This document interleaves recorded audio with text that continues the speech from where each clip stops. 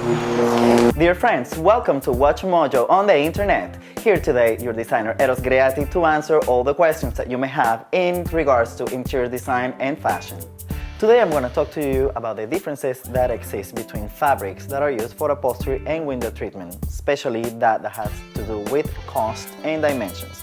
We have three examples here. The first one is a fabric used for upholstery. One of the reasons why this is used for upholstery is the resistance and durability of the fabric. Most fabric comes with samples. In most of the stores where you walk in, you're not going to find swatches or samples to take with you. This is where the designer comes in. The designer can come into your home and pick colors, choose materials, as well as fabrics. The designer can order the fabric and a swatch will arrive to the designer or to your home where we can check the light on the fabric. At the same time, we can have a lot of information about the durability of the fabric in the back of the card of the fabric. This card contains information as to the rotations that were done on the fabric. And what this means is that a needle is placed on the back of the fabric that contains a round metal tip. It starts rotating on the back of the fabric, and the moment that fabric snaps or breaks, that's where the durability test ends. That information is registered in the back of the card. When a test is done and the test results are weak, that is registered in the back of the fabric. But when the test results are really high and means that the fabric is quite durable, you can rest assured the fabric is going to be expensive. Keep in mind that it may last years and years and years longer than the fabric that will cost less money. So to invest money the moment that you're doing an upholstery job is important, and sometimes price, as it is in this case, relates to the quality of the fabric. Another thing we have to remember when choosing fabrics is fabrics for window treatment.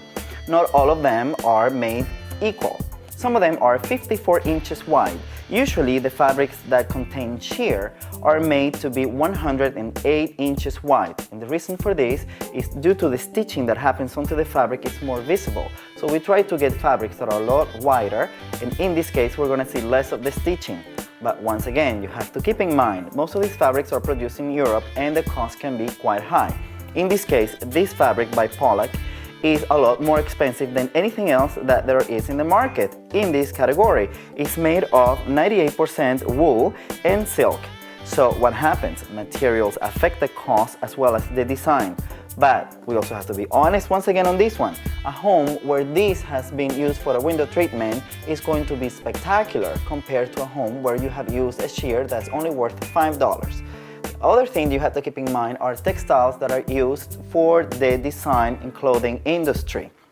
These textiles offer very little durability as they're usually just seasonal items.